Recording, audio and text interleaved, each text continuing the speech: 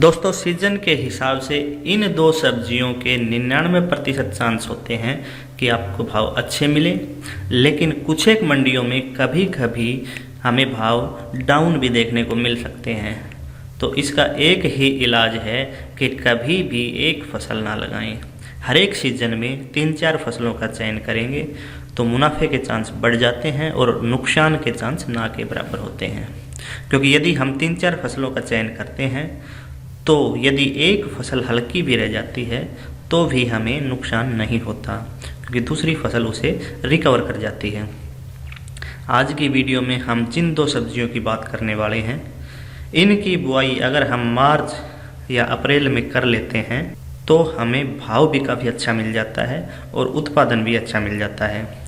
इन सब्जियों को हम सरसों या गेहूं की फसल की कटाई के बाद लगा सकते हैं और जिन किसान साथियों ने पिछले साल इन सब्जियों को लगाया था उनको काफ़ी ज़ोरदार भाव मिले थे और उत्पादन भी काफ़ी शानदार रहा था। तो आज की इस वीडियो में इन सब्जियों के बारे में पूरी जानकारी प्राप्त करेंगे। कौन सी हाइब्रिड व टॉप वैरायटियों का हमें सिलेक्शन करना है, कौन सी दो फसलें हैं और इनकी बुआई कब तक करनी है, ताकि ज़्यादा से ज़्यादा पैदावार और मंडी भाव हमें मिल सके। संपूर्ण जानकारी के लिए वीडियो में अंत तक बने रहना है। नमस्कार दोस्तों, मेरा नाम है राकेश और आप देख रहे हैं ज़मीन यूट्यूब चैनल। तो साथियों, आज जिन दो फसलों की हम बात कर रहे हैं उनमें नंबर 1 पर जो है वो है लौकी की खेती। लौकी इस सीज़न के लिए बहुत ही बेहतरीन फसल है और लौकी को थोड़ा लेट भी लगाते हैं। यदि अप्रैल के दूसरे पखवाड़े में लगाते हैं या अप्रैल के आखिरी सप्ताह में लगाते हैं तो उत्पादन और भी बेहतरीन मिलता है।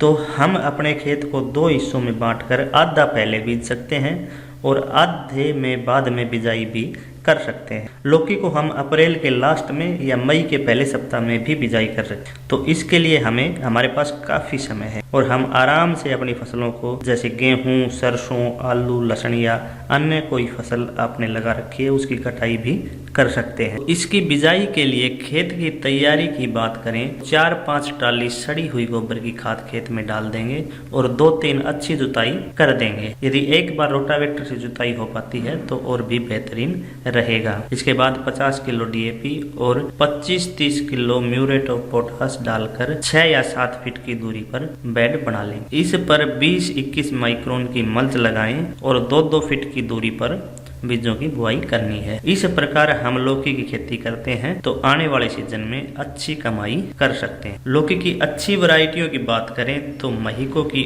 8 नंबर काफी अच्छी वैरायटी है। इसके अलावा VNR की सरिता, क्लाउज की नूतन, वेस्ट की अनमोल भी काफी अच्छी वैरायटियां हैं। बात करें अगली फसल की तो इसको भी 15 अप्रैल तक लगाकर अच्छी पैदावार ले सकते हैं। यानी कि हम बात कर रहे हैं तरबूज की। तरबूज भी इस सीजन के लिए एक बेहतरीन फसल हो सकती है और जोरदार कमाई की जा सकती है, क्योंकि जब ये फसल तैयार होती है उस समय जिन किसान साथियों ने लो टनल से तरबूज लगाया है वो लगभग खत्म हो जाता है। तो भाव का कोई इशू नहीं होता। हाँ, टेम्परेचर ज्यादा होने पर उत्पादन की समस्या जरूर होती है, जिसे फव्वारों और उत्तर व पश्चिम की साइड में ज्वार या मक्का जैसी ऊंची हरे चारे वाली फसल लगाकर कुछ हद तक कंट्रोल किया जा सकता है और इस फसल का अच्छा उत्पादन ले सकते हैं। हाँ, जब भी हमें तरबूज लगाना है तो अच्छी वैरायटी का सिलेक्शन बहुत जरूरी होता है, क्योंकि उत्पादन के साथ साथ फल की शेप व साइज भी वैरायटी पर डिपेंड करती है। इसके लिए बेस्ट वैरायटियों में क्लाउज की जंबो रेड काफी अच्छी वैरायटी है।